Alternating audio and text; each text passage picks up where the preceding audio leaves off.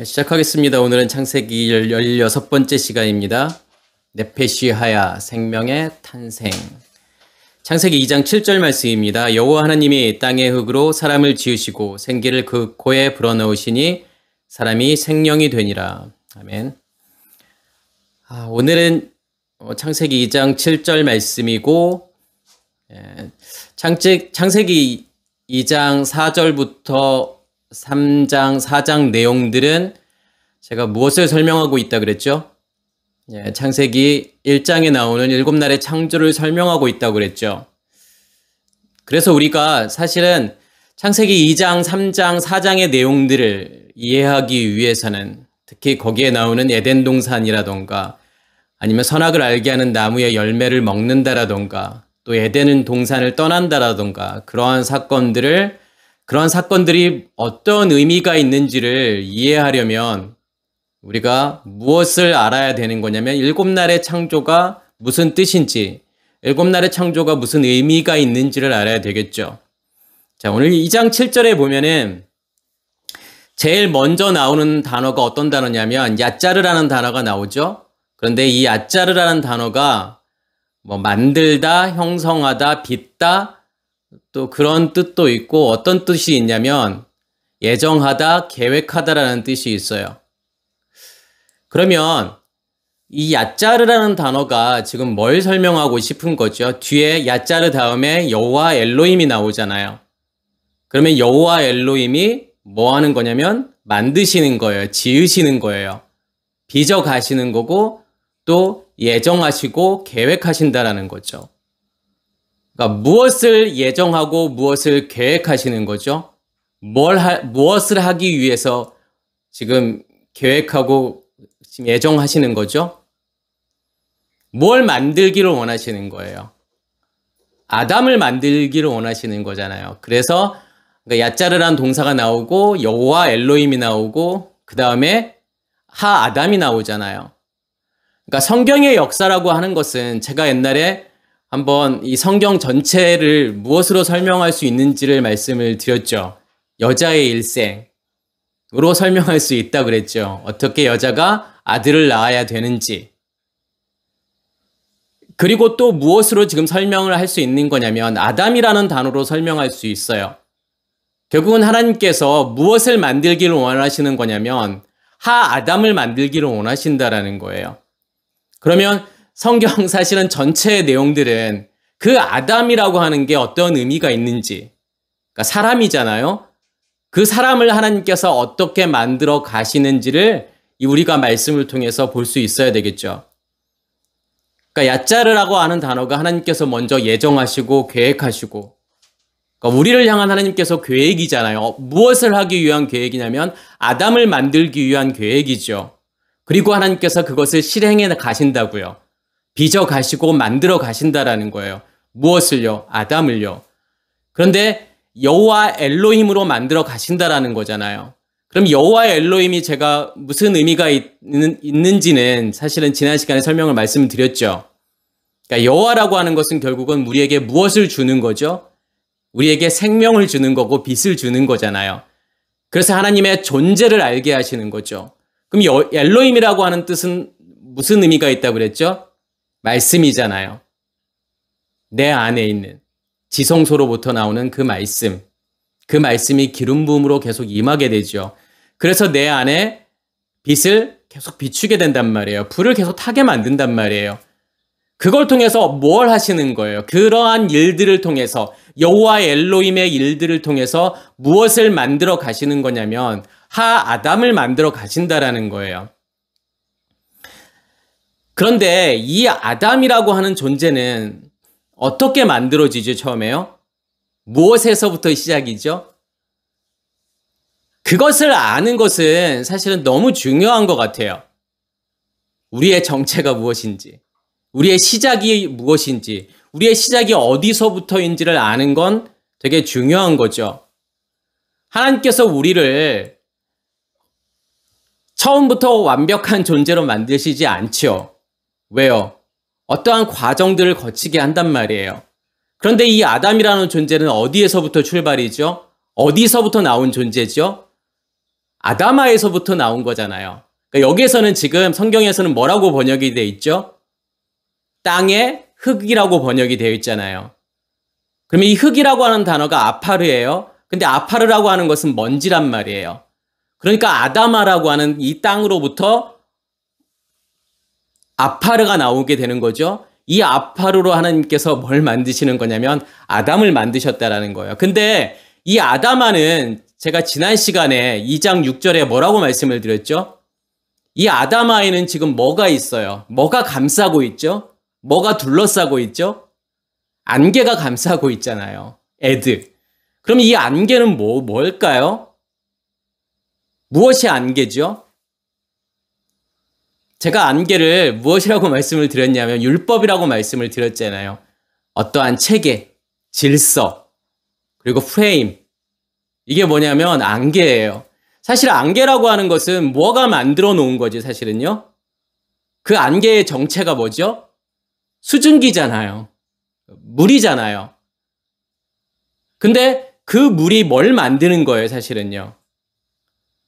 그 물이, 그 안개가, 그 수증기가 눈에 보여지게 나타나는 것이 뭐냐면 안개잖아요. 다시 말해서 무엇이 만들어 놓은 체계인 거냐면 옛 의식이, 비진리가, 그 다음에 옛 의식이 그것이 보여지게 나타나서 어떠한 질서를 만들고 어떠한 체계를 만드는 거. 그게 율법이잖아요. 그게 안개라는 거예요. 그럼 여기에서의 아다마라고 하는 것은 무엇이 감싸고 있는 아다마인 거죠? 안개가 감싸고 있는 아다마인 거고 율법의 체계가, 율법의 틀이, 율법의 질서가 감싸고 있는 그 아다마예요.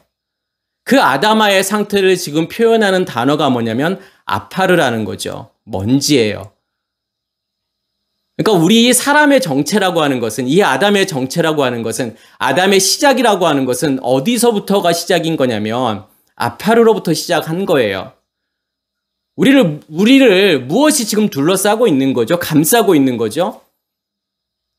옛 의식이 만들어 놓은 질서가, 체계가, 그 프레임에 의해서 우리가 살아가게 되잖아요.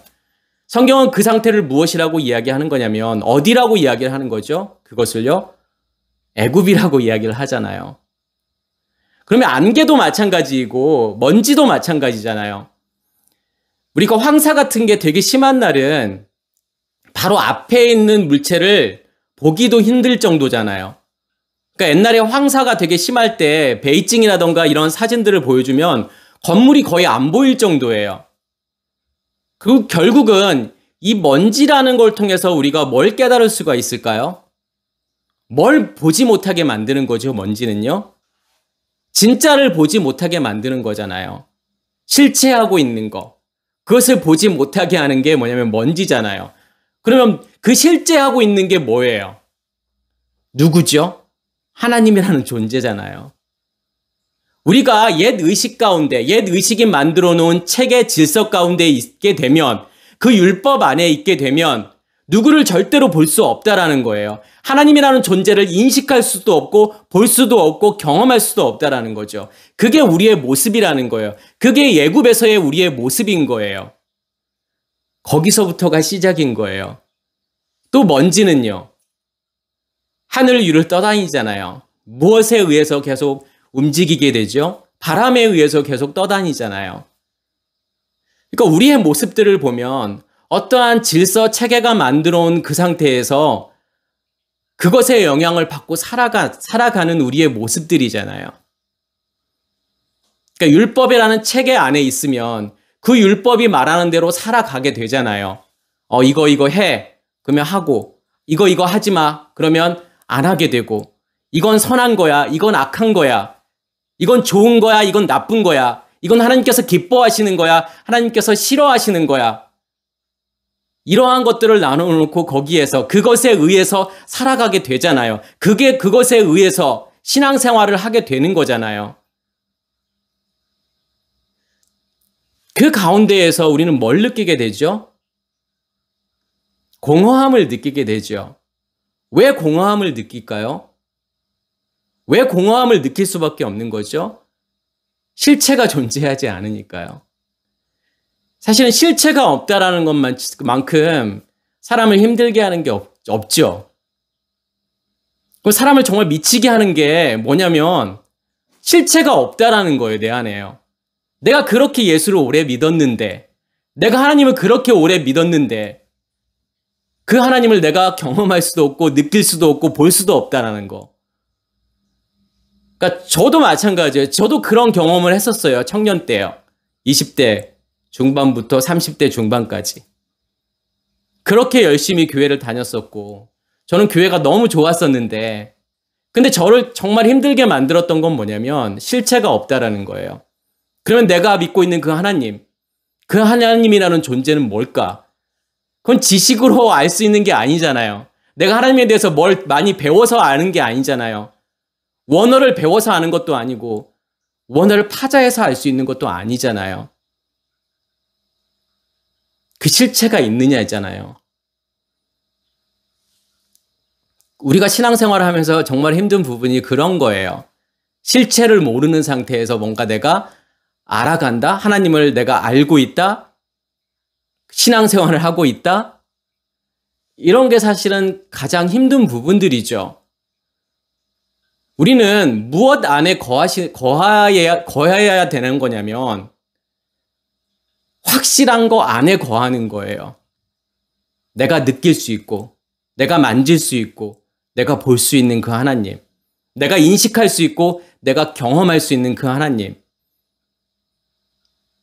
그냥 공중에 떠다니는 먼지가 아니란 말이에요. 어떤 실체가 없이요. 나를 붙잡고 있는 어떤 책의 질서 안에서 그냥 그 상태에서 움직이는 그러한 존재로 하나님께서 만들기를 원하지 않는다라는 거죠. 그런데 먼저는 뭐냐면 나라는 존재가 어떠한 상태에 있는지를 먼저 보실 수 있으셔야 돼요. 내가 교회를 오래 다녔건 내가 모태신앙이건 그런 거하고는 상관없이요. 나는 지금 어디에 있을까? 나는 지금 어떠한 상태에 있지? 내가 그렇게 뭔가를 열심히 했는데, 내가 교회에서 뭔가를 정말 열심히 했는데 나라는 존재가 아파르일 수 있다. 이것을 생각해 보셔야 되죠. 그냥 먼지일 수 있다라는 거예요. 어떤 책에서 절대로 벗어나지 못하고 그 안에서만, 그러니까 어항이라는 게 있으면은 그 어항 안에 있는 물고기는 절대로 거기를 벗어나지 못하잖아요. 그게 전부인 것처럼, 그 어항이 전부인 것처럼 살아가게 되잖아요. 우리도 마찬가지예요. 그 틀이 존재하게 되면, 그 프레임이 존재하게 되면 절대로 그 프레임에서 벗어날 수가 없다니까요. 율법이라는 프레임에서 절대로 벗어날 수 없다라는 거예요. 그게 마치 전부인 것처럼, 그게 내가 믿고 있는 하나님의 전부인 것처럼 그렇게 살아갈 수밖에 없다라는 거죠. 그래서 이 아담아로부터, 이 땅으로부터의 먼지, 거기로부터가 우리의 시작이구나. 그것을 먼저는 깨달아야 되겠죠. 그리고 하나님께서 지금 뭘 주시는 거예요? 지금 코에다가 뭘 불어넣으시는 거죠? 생기를 불어넣으시잖아요. 그러면 이 니시마트 하이옴이라고 하는 이 생기, 그러니까 니시마트라고 하는 것은 네샤마죠. 근데 네샤마라고 하는 것은 뭐냐면 호흡이라는 뜻이에요.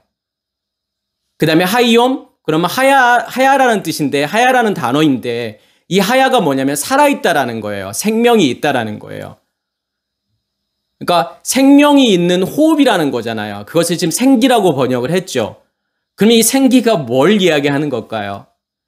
우리는 어떠한 상상을 하게 되냐면 하나님께서 이제 흙으로 사람을 다 이렇게 찰흙으로 뭔가를 이렇게 만드는 것처럼 사람을 이렇게 모양을 하고 그것을 이렇게 다 만들어 놓고 그 다음에 코도 만들어 놓고 거기에다가 이 코에다가 하나님께서 이렇게 생기를 불어넣으시니까 그 생기가 우리 안으로 딱 들어와서 그냥 흙으로 있던 사람이 무엇으로 바뀌는 생명을 가진 존재, 움직이는 그러한 존재로 바뀌었다 이렇게 생각할 수도 있잖아요.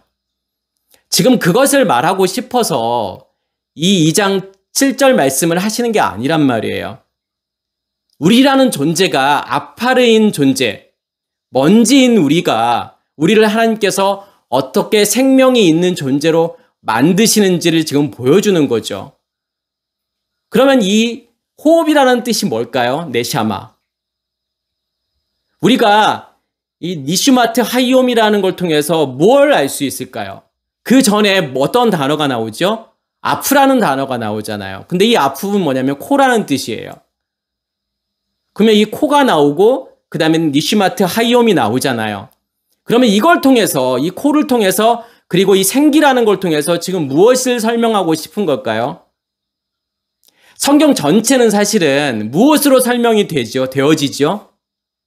성막이라는 구조로 성경 전체를 사실은 설명할 수 있잖아요. 하나님께서 복음이 무엇인지를 무엇을 통해서 먼저 보여주시는 거죠? 성막을 통해서 보여주잖아요. 이미지를 통해서 먼저 보여주시고 그 다음에 언어라는 걸 통해서 설명해 주시는 거잖아요. 그러면 우리가 성막이라고 하는 것이 어떤 의미가 있는지를 아셔야 돼요. 먼저는 성막에 무엇을 보고 오게 되는 거죠? 성막 안으로요? 무엇을 통해 들어오게 돼요? 성막에 울타리가 존재하고 있잖아요. 그 성막의 울타리를 보고, 그러면 이 울타리라고 하는 것은 결국은 뭐라는 거죠? 표적이잖아요. 그러니까 예수라는 표적, 그리고 예수님께서 수많은 기적들을 행하시는 그것들이 다 뭐라는 거예요? 그것들이 다 표적이라는 거잖아요. 그것을 보고 우리는 어디로 가게 되어 있는 거냐면 성막 안으로 들어가게 되잖아요. 먼저는 그 울타리를 통해서요. 그럼 울타리 안에 있는 그 문을 통해서 성막 안으로 들어가죠. 그러면 그 울타리에 있는 그 문, 그것이 통로잖아요. 그러면 그 문이 의미하는 게 뭐냐면 그게 아프라는 거예요. 그게 코라는 거예요. 호흡의 시작이잖아요. 숨이 들어가는 곳이잖아요. 그러면 거기를 통해서 이제 성막 안으로 들어가게 되면 뭐가 나오죠? 번제단과 물두멍이 나오잖아요.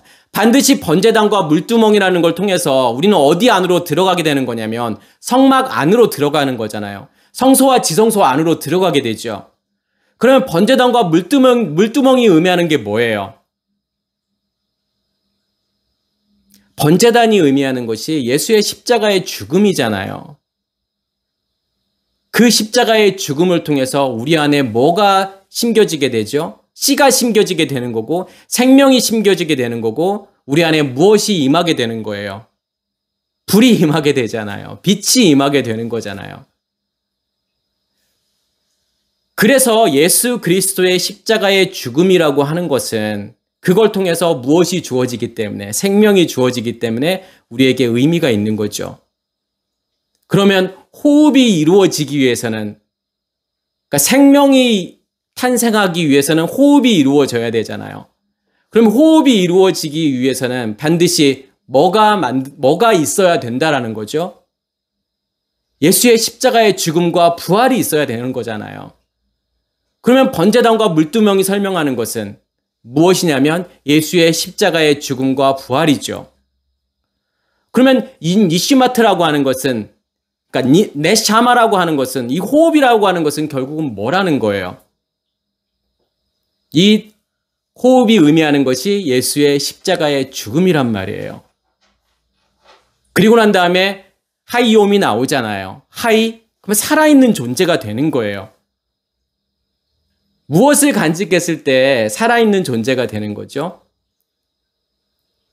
아까 제가 말씀드렸던 것처럼 생명을 간직했을 때 우리는 살아있는 존재가 되는 거잖아요. 이 니시마트라는 이 네샤마죠? 그러니까 네샤마라고 하는 단어가 성경에서 많이 나와요. 근데 이 네샤마라는 단어가 어디에 나오는 거냐면 창세기 7장에도 나오죠. 하나님께서 뭐라고 말씀하시는 거냐면 호흡하는 자, 생명이 있어 호흡하는 모든 존재를 하나님께서 무엇으로 심판하시게 되죠? 물로 심판하게 되잖아요. 말씀으로 심판하게 되잖아요. 그럼 여기서 나오는 네샤마는 뭘 이야기하는 거예요? 무엇으로 호흡하는 존재인 거죠? 그게요? 제가 아까 말씀을 드렸던 것처럼 아다마의 상태로 호흡하는 존재들인 거예요. 옛 의식의 상태로 호흡하는 존재들. 그러니까 호흡이라고 하는 것은 사실은 어떤 의미가 있을까요? 뭔가를 들여 마시고 뭔가를 내놓는 게 호흡이잖아요. 그럼 무엇을 들여 마시고 무엇을 내놓게 되죠? 내놓아야 되는 거죠. 산소를 들여 마셔야 되는 거잖아요. 그러니까 산소를 들여 마심으로 산소와 영양소가 결합해서 무엇을 만들어요? 에너지를 만들잖아요. 그리고 거기서 뭐가 나오게 되죠? 이산화탄소가 나오잖아요. 결국은 산소를 들여 마시고 무엇을 내뱉어야 되는 거죠? 이산화탄소를 내뱉어야 되는 거잖아요. 이산화탄소가 우리 안에 존재하게 되면 우리를 죽이게 되잖아요. 이산화탄소가요. 그래서 반드시 이산화탄소는 밖으로 배출해야 된단 말이에요. 그 호흡이라고 하는 것은 결국은 뭘 말하고 싶은 걸까요? 우리는 뭘 들여 마셔야 되는 거죠? 뭐가 우리 안으로 들어와야 되는 거예요? 하나님의 의잖아요. 하나님의 의식이잖아요. 진리잖아요.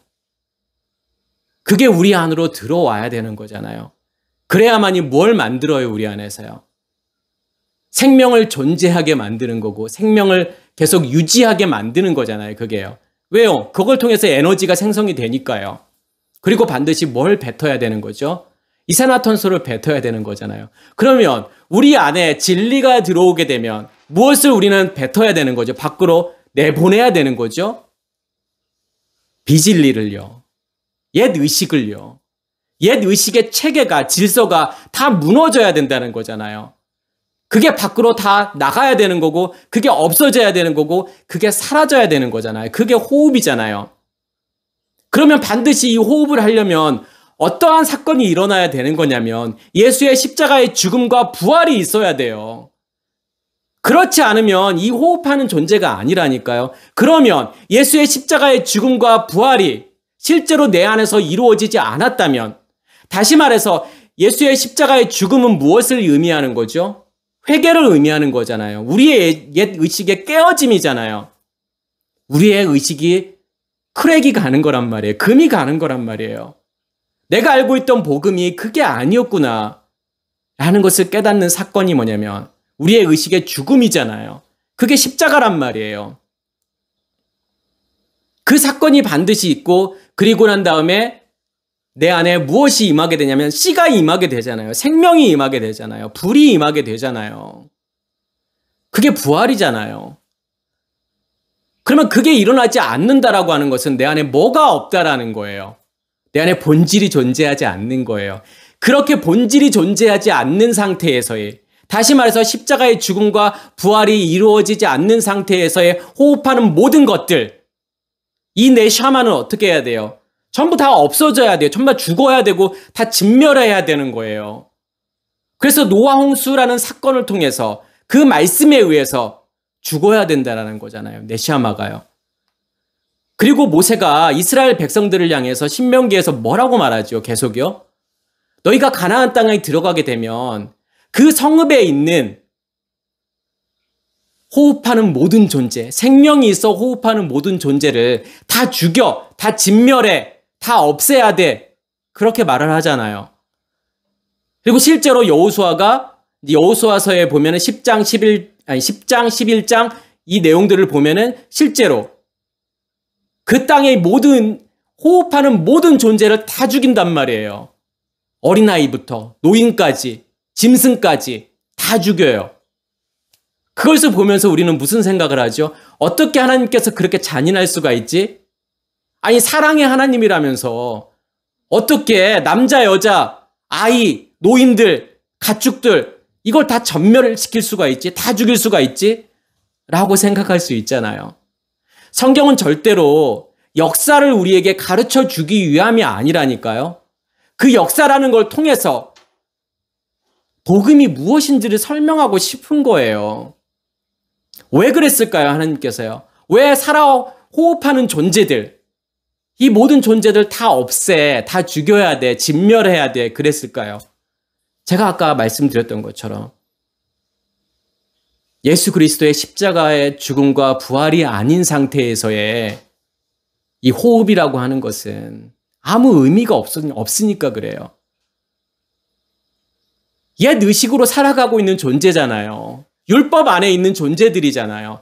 그 존재들을 하나님께서 어떻게 하시겠다라는 거예요. 내가 너희 안으로 들어가서 십자가의 죽음과 부활이라는 걸 통해서 내가 너희 안에 들어가서 너희의 옛 의식을 다 없애버릴 거야. 다 죽여버릴 거야. 다 전멸시킬 거야. 다 진멸할 거야.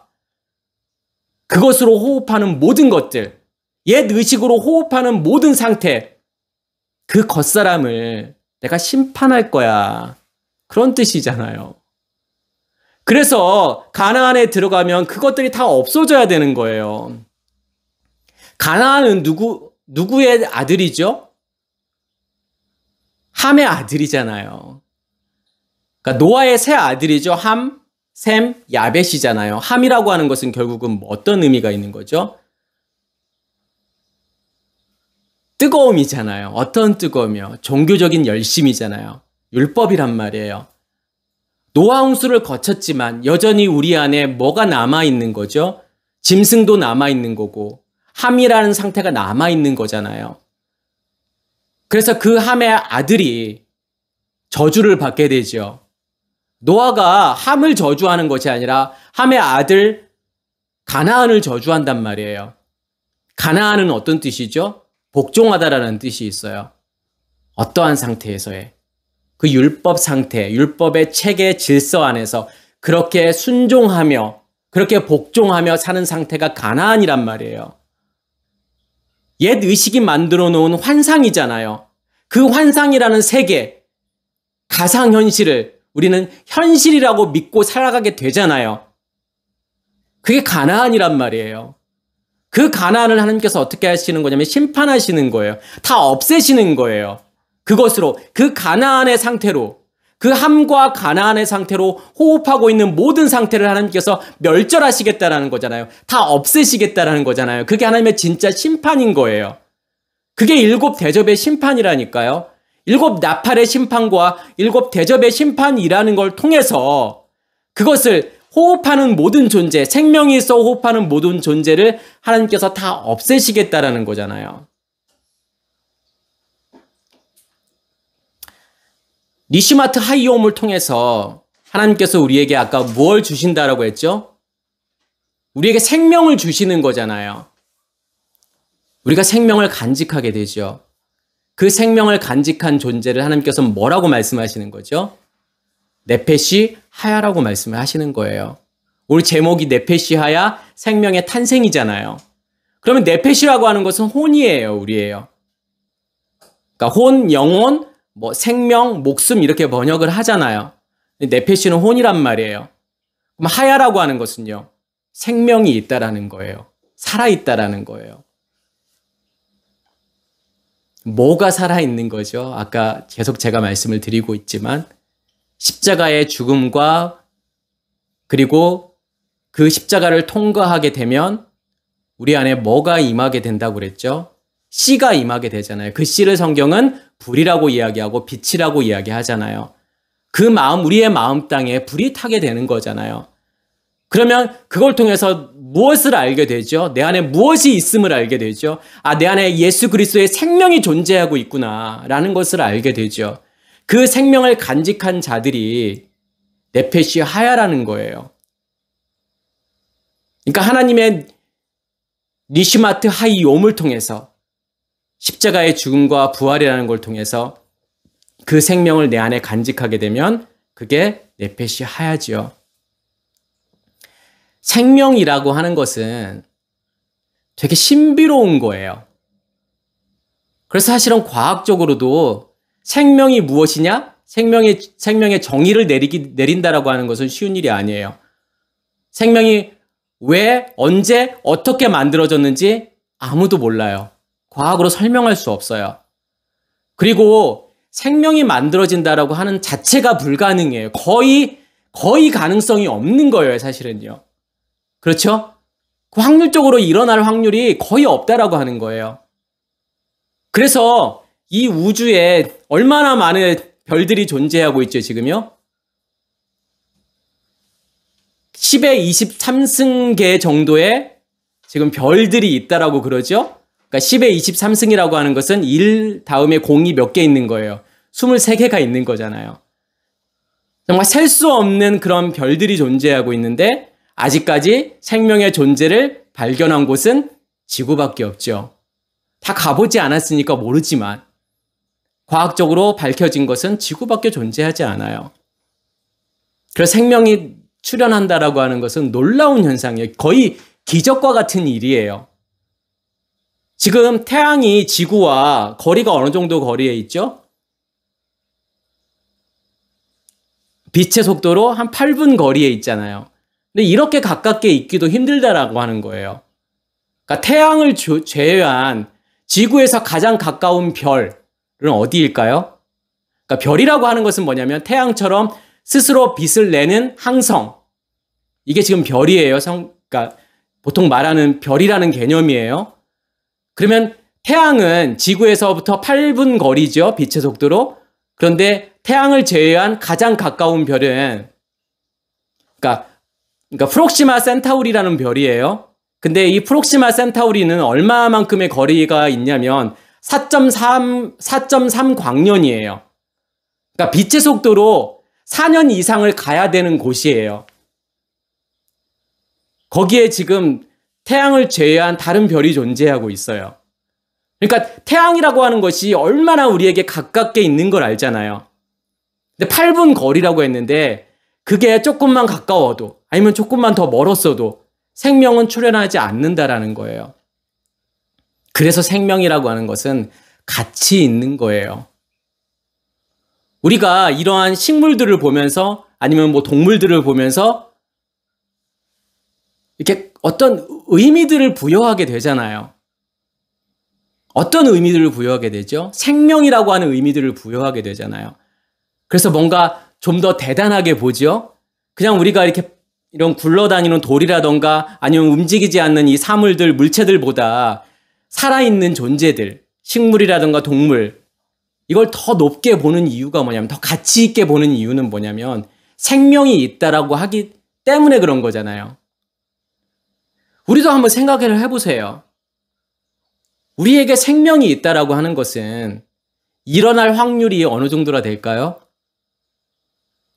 영적으로 우리가 생명을 간직했다. 예수 그리스도의 생명을 간직했다. 불가능한 일이에요. 일어날 확률이 0이에요, 0. 그러니까 거의가 아니라 완전 불가능하죠? 그러한 상태에 있는. 왜냐하면 우리의 모습은 뭐기 때문에? 아파르이기 때문에, 먼지이기 때문에. 먼지가 어떻게 생명을 간직할 수 있죠? 생명이 될 수 있죠? 불가능한 거잖아요. 그런데 누구를 통해서? 예수 그리스도를 통해서 우리에게 뭘 넘겨주시는 거냐면 그 생명을 넘겨주시는 거잖아요. 그래서 이 생명이 어떤 거예요? 가치가 있는 거잖아요. 우리 안에 실제로 예수 그리스도의 생명이 있다고 하면 그것보다 가치 있는 게 어디 있어요? 그게 전부잖아요. 그것을 위해서 살아가는 거잖아요, 우리가요. 그것 때문에 살아가는 거죠. 그게 없다 그러면 우리는 무엇을 위해서 살아가야 되는 거죠? 그것이 존재하지 않기 때문에 사람들은 무엇을 쫓아 살아가는 거예요? 눈에 보여지는 것이 전부인 것처럼 살아가게 되잖아요. 그것을 얻기 위해서, 그것을 추구하기 위해서, 그것을 누리기 위해서 살아가는 거잖아요. 왜요? 무엇이 존재하지 않기 때문에요. 생명이 존재하지 않기 때문에요. 이 네페시 하야가 아니기 때문에요. 그게 우리의 전부잖아요. 그래서 그 생명이 있는 자들은 전부를 가진 거란 말이에요. 그런데 그 생명이 없는 자들은 아무것도 없는 거예요. 우리가 이 땅에 와서 살아가는 이 모든 것들이 아무 의미가 없는 거라니까요. 아무 가치가 없는 거란 말이에요. 그래서 정말 생명이 있는 사람들은 이것의 가치가 얼마나 대단한 건지, 그래서 은혜라고 하는 거예요. 왜요? 원래 없던 거잖아요. 절대로 생길 수가 없는 거예요. 불가능한 거란 말이에요. 그런데 하나님의 은혜로 그 생명을 가지게 되잖아요. 그리고 내 안에서 뭐가 자라게 돼요? 생명이 자라게 되죠.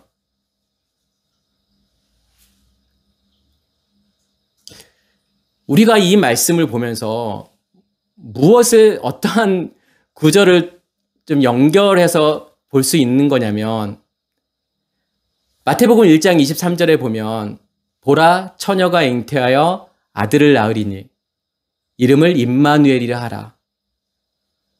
제가 아까 우리 나라는 존재가 아파르라고 그랬잖아요.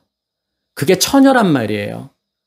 우리는 처녀가 잉태하여 아들을 낳으리니, 그러니까 뭐라고 생각하죠? 마리아, 결혼하지 않은 그 처녀가 예수라는 그 생명을 잉태해서 낳게 되는구나, 아들을 낳게 되는구나, 그 이름이 임마누엘이구나, 그렇게 생각을 하지만 우리의 아파르의 모습은, 우리의 원래의 모습은 뭐라는 거예요? 처녀라는 거잖아요. 이 처녀라는 뜻이, 단어가 알마라는 단어를 쓰는데, 이 알마가 어디에서 온 단어냐면 가려져 있다, 감추어져 있다라는 뜻이에요. 그 말은 무슨 말이죠? 뭐가 감추어져 있고 뭐가 가려워져 있는 거예요. 하나님이라는 존재가요. 왜요? 없기 때문에요. 하나님이라는 존재가 내 안에 없기 때문에 하나님이라는 존재가 가려워져 있는 거죠. 감춰져 있는 거예요. 비밀인 거란 말이에요. 그게 처녀죠. 그래서 이 마리아라고 하는 단어도 미리암에서 온 단어죠. 근데 이 미리암이라고 하는 단어가 마라에서 온 거예요. 마라라고 하는 것은 무슨 뜻이냐면 쓰다라는 거예요. 반역하다. 그래서 이스라엘 백성들이 출애굽에서 물을 먹으려고 할 때 그 물이 쓴물이잖아요. 그래서 먹을 수가 없는 거예요, 사람들이요. 그럼 거기를 뭐라고 하는 거죠? 마라라고 했잖아요. 그래서 마라는 뭐냐면 쓴물이라는 뜻이에요. 그게 마리아라니까요. 그게 처녀란 말이에요. 그러한 처녀인 마리아에게 무엇이 임하는 거예요? 니시마트 하이옴이 임하는 거란 말이에요. 생기가 임하는 거란 말이에요. 그럼 뭘 낳게 돼요? 무엇을 잉태하게 돼요? 생명을 잉태하게 되잖아요. 그러면 생명을 잉태하는 것과 아들을 낳는 거의 차이가 뭐예요, 그러면요? 그 생명을 내 안에 간직하게 되지만, 아이를 내 안에 간직하게 되지만, 그 아이가 내 안에 있음을 눈으로 볼 수 있을까요? 없잖아요. 그러면 10개월이 되고 아이가 밖으로 나오는 것을 아들을 낳는다라고 이야기하는 거잖아요. 그렇게 되었을 때 우리가 무엇을 알게 되죠? 아이라는 존재를 알게 되잖아요. 내가 아들을 낳았구나. 아들을 보게 되는 거란 말이에요. 먼저는 내 안에 생명이 심겨지게 되고, 그리고 난 다음에 우리가 무엇을 인식하게 되는 거죠? 그 아이를 인식하게 되잖아요. 그 생명을 인식하게 되잖아요. 아, 내 안에 그 생명이 존재하고 있구나. 예수 그리스도의 생명이 내 안에 존재하고 있구나. 그 빛이 내 안에 존재하고 있고 그 불이 내 안에 타고 있구나. 라는 것을 알게 되는 거. 그게 아들을 낳는 거란 말이에요. 아들의 존재를 확신하게 되는 거죠. 인식하게 되는 거고 경험하게 되는 거예요. 그랬을 때 그것을 뭐라고 이야기하는 거냐면 임마누엘이라고 하는 거예요. 임이라고 하는 것은 뭐뭐와 함께. 그 다음에 누 그러면은 우리라는 뜻이죠. 엘 그러면 하나님이에요. 하나님께서 우리와 함께 계시다라는 거예요. 어떻게요? 어떻게 알 수 있어요, 그러면요? 그냥 내가 믿으면 되나요? 그래, 나 하나님 믿고 있으니까 하나님 당연히 내 안에 계시지. 그 내 안에 있는 생명을 내가 경험해야 되는 거죠. 그것을 인식해야 되는 거예요. 그랬을 때 내가 뭐라고 말할 수 있는 거냐면 임마누엘이라고 말할 수 있는 거예요. 그래, 하나님이라는 존재가 내 안에 계시는구나. 시간이 지나면 지날수록 더 확실해지고 더 분명해진다라는 거예요. 그래야 우리의 믿음이 흔들리지 않죠. 그래야 시간이 갈수록 우리의 믿음이 더 확고해지는 거란 말이에요. 그렇게 우리 안에서 생명이 자라게 되고 생명이 확고해지는 것을 하박국에서는 뭐라고 이야기를 하죠? 성경에서 그러니까 번역으로 한글 번역으로는 딱 한 번밖에 안 나오는 단어예요. 3장 2절에 보면요. 어떤 단어가 나오죠? 부흥이라는 단어가 나오잖아요. 이 부흥이라는 단어는 하박국 3장 2절에만 나와요. 그런데 사실은 이 부흥이라는 단어는 어떤 단어를 그렇게 부흥이라고 번역을 한 거냐면 하야라는 단어를 부흥으로 번역한 거예요. 그런데 제가 하야가 어떤 의미가 있다고 그랬죠? 살아있다. 생명이 있는, 그 생명이 가지고 있고 그 생명이 자란 상태를 뭐라고 하는 거죠? 그 생명을 내가 경험하고 있고 인식하고 있는 그 상태, 아들을 낳은 상태, 그 상태를 성경은 부흥이라고 지금 번역을 한 거예요. 뭐라고 하죠? 하박국 선지자가요. 여호와여, 주의 일을, 내 주는 주의 일을 수년 내에 부흥케 하시옵소서. 그 말은 무슨 말이냐면 생명이 내 안에서 자라게 하시옵소서라는 거예요. 그렇게 되면 수년 내에 나타내시옵소서. 나타나라는 단어가 야다예요. 야다는 알다예요. 알다, 이해하다, 경험하다라는 뜻이에요. 무엇을요? 그 생명을요. 그 생명을 간직해서 그 생명이 자라나는 것을 지금 누구의 일이라고 지금 말하는 거죠? 여호와의 일이라고 말하는 거잖아요. 그 일을 수년 내에 부흥케 하시옵고 수년 내에 나타나시옵소서. 인식하게 만든다라는 거예요. 하나님께서 내 안에 일하고 계심을, 하나님께서 내 안에 계셔서 내 안에서 일하고 계심을 내가 분명히 알고 인식하고 깨닫게 되는 것이 그게 야다란 말이에요. 나타내는 거예요, 그게요. 심판, 진노 중에서도 긍휼을 잊지 마시옵소서. 그 심판 안에서, 진노 안에서, 그 진노라고 하는 것은 우리의 옛 의식을 심판하는 거잖아요. 긍휼이라고 하는 것을 기억해달라는 거잖아요. 기억하라는 것은 뭐예요? 새기는 거잖아요. 그 긍휼만이 내 안에 존재하게 하는 거잖아요. 그게 하박국 3장 2절이라니까요. 그게 부흥이에요. 숫자가 많아지는 게 부흥이 아니고 교회 숫자가 많아지는 게 부흥이 아니라니까요. 부흥은 어디에서 일어나는 사건이냐면 내 안에서 일어나는 사건이란 말이에요. 어떻게 되어야 부흥이 되는 거예요? 내 안에서 생명이 심겨지게 되고 그 생명이 자랐을 때 그것을 부흥이라고 이야기를 하잖아요. 그래서 하박국 2장 14절에 보면 어떤 내용이냐면 물이 바다 덮음같이 여호와의 영광을 야다예요. 거기서도요. 여호와의 영광을 내가 보고 알고 경험하는 거란 말이에요.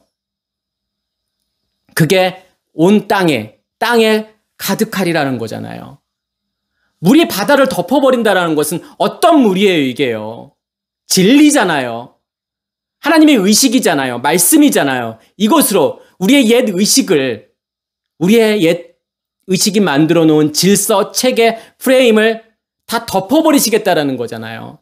다 덮어서 완전히 파괴해버리겠다라는 거잖아요. 그게 물이 바다 덮음같이 여호와의 영광으로 충만한 거란 말이에요. 그게요. 그래서 하박국이라는 뜻은 뭐냐면 끌어안다예요. 포응이에요. 무엇으로 무엇을 끌어안는 거예요. 진리로 비진리를 끌어안는 거란 말이에요. 하나님의 의식으로 옛 의식을 끌어안아서 다 없애버리는 거예요. 진멸하는 거예요. 아까 말씀드렸던 것처럼 네샤마를 호흡하는, 옛것으로 호흡하는 모든 존재들을 다 없애버리겠다라는 거잖아요.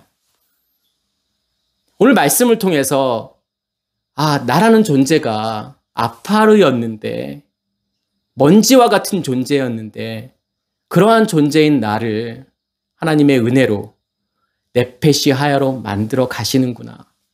결국은 아담으로 만드실 거라는 거잖아요. 여섯째 날에 자카로와 네케바의 연합인, 그리스도와 나의 연합인 그 아담으로 하나님께서 만드실 거라는 거죠.